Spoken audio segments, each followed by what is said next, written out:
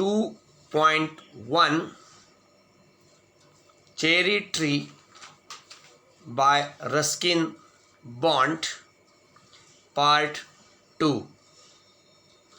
Hello dear students and dear friends. In my last video lecture, I discussed the icebreakers of the poem Cherry Tree and introduced you the poet Ruskin Bond and the poem Cherry Tree. Today too, I will continue with this same poem Cherry Tree, and I will explain you this poem line by line in detail. But friends, before that, I would like to revise certain important points of this poem. And these important points of this poem are: number 1, the poem Cherry Tree is a nature poem. The poem Cherry Tree is a nature poem because the poet describes nature and various aspects of nature in this poem. This poem is a nature poem because the poet describes nature and various aspects of nature in this poem. Number 2, the present poem Cherry Tree is about the poet's pure joy and great happiness over a tree which he planted and took 8 years to grow. The present poem Cherry Tree is about the poet's pure joy or great happiness over a tree which he planted and took 8 years to grow. Point number 3. In this poem, the poet expresses his surprise at the ways of nature and how the cherry blossoms are fragile and quick to fall. The last and the fourth important point: the tone of this poem is very optimistic. The tone of this poem Cherry Tree is very optimistic because even though the cherry tree faces many obstacles or dangers in its life, it didn't leave its hope and didn't lose its life. The tone of this poem is very optimistic because even though that small or young cherry plant faces many dangers or obstacles in its life, still it didn't leave its hope and didn't lose its life too. So friends, now let's turn towards the reading of the poem and its explanation line by line. I will read this poem line by line and will interpret the lines accordingly.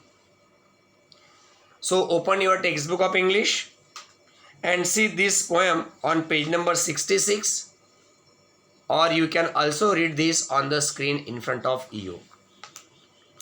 Cherry Tree.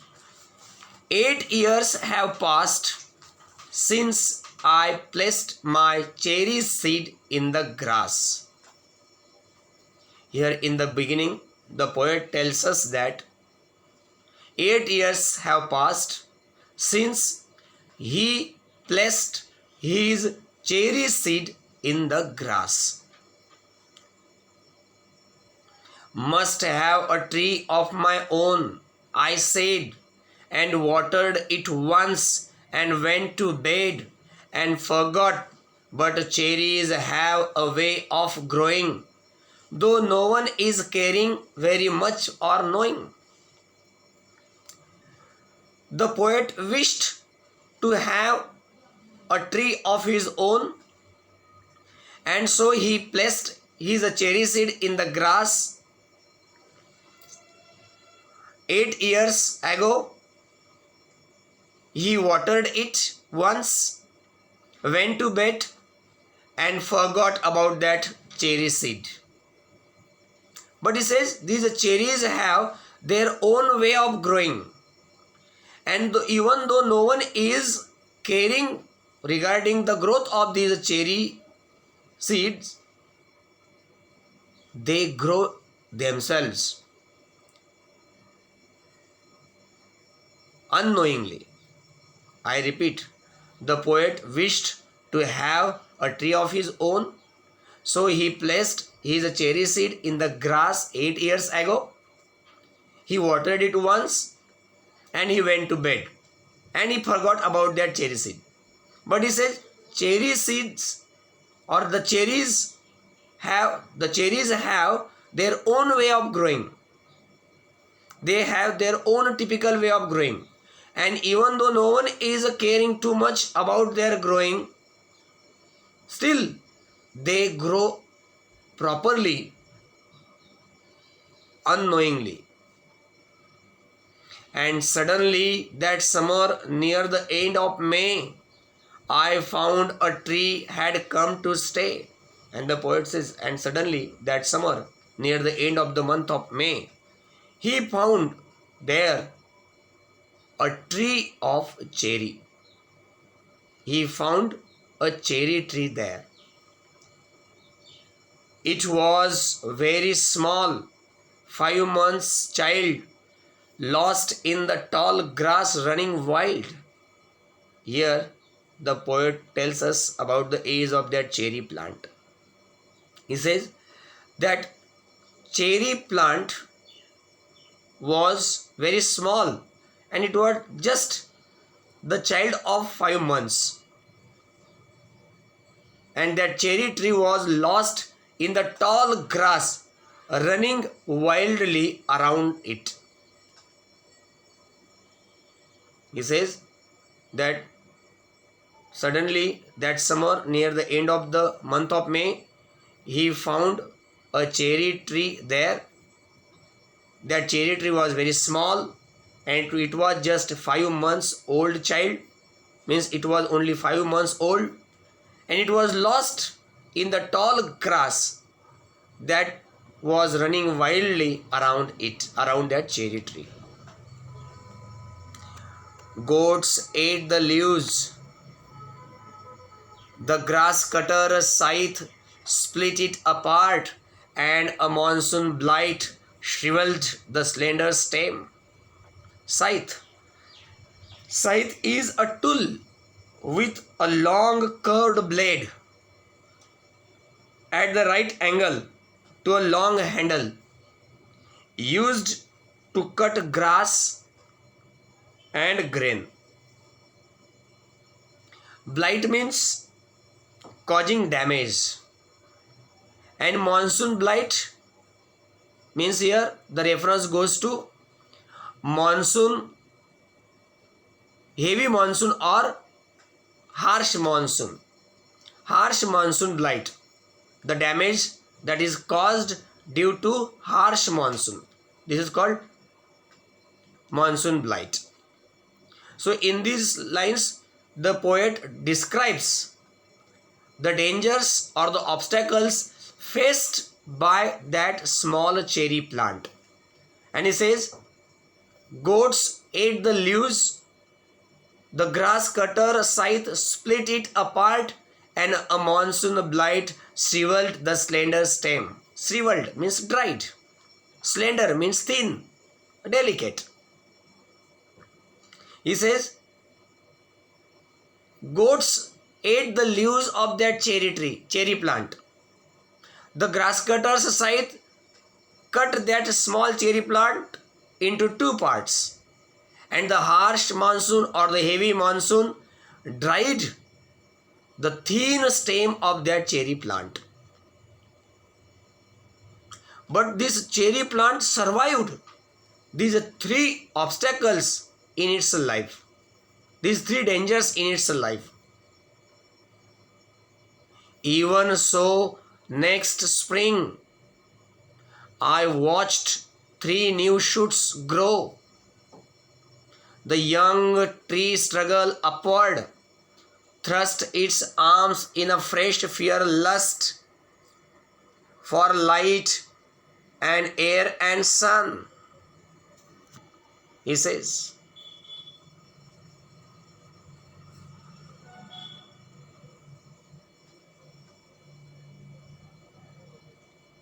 shoots, this word is very, very important here. Shoots means emerging stem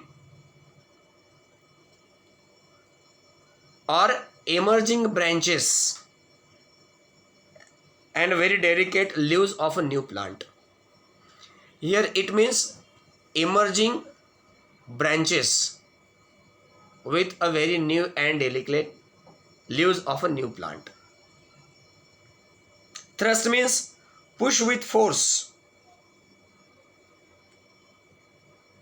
Fierce means aggressive. Here the poet tells us that in the next spring he noticed three new branches with delicate leaves grown on that cherry plant. In the next spring, the poet noticed three new branches with the delicate leaves grown on that cherry tree. That young cherry tree was struggling by pushing its arms with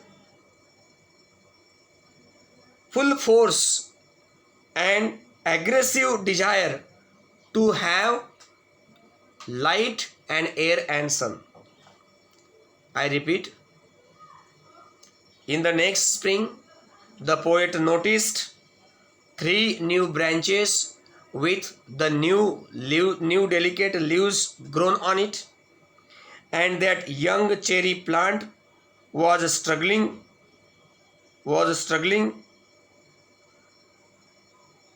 by pushing its arms with aggressive desire to get light and air and sun. I could only wait as one who watched wandering while time and the rain made a miracle from green growing fen. And poet says, just like other human beings, normal human being, I could do nothing but just watch and wait it. So he could not do anything else. He could wait only. And so he waited and watched it while the time and the rain made the miracle and transformed that cherry tree into a good grown green tree with pens. I went away next year, spent a season in Kashmir, came back thinner, rather poor, but richer by a cherry tree at my door. He says, next year he went away to Kashmir to spend a season there in Kashmir. I repeat, he says next year he went away to Kashmir to spend a season there. And when he came back from Kashmir, becoming his body thinner and rather poor, he noticed that he has become richer by having a cherry tree of his own at his door. And even though he felt quite thinner and poor after reaching from Kashmir, still he found himself richer because he had a cherry tree of his own at his door. 6 feet high, my own dark cherry. I could scarcely believe it a berry, ripened and jeweled in the sun, hung from a branch just one. And then he found the cherry tree with the height of 6 feet. He found the dark cherry tree with the height of 6 feet. And he could hardly believe that there was one fruit of that cherry tree, that is called berry. Berry is small seedy fruit. And he could hardly believe that there was one fruit of that cherry tree, that is berry, which was ripened and was looking like a jewel, looking like a jewel in the sun, and hanging from one branch of that cherry tree. And next year there were blossoms, small, pink, fragile, quick to fall at the merest breath, the sleepiest breeze.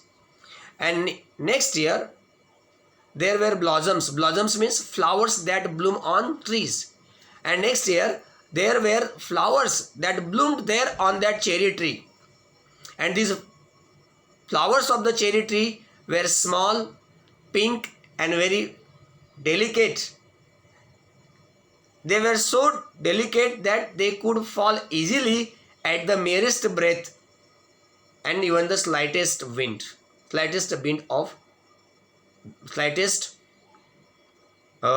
breeze of wind. I repeat. And the next year he found many flowers there on the cherry plant or the cherry tree. These flowers of the cherry tree were small, pink, and fragile, and they were so delicate that even the merest breath and the slippiest breeze would make them to fall down.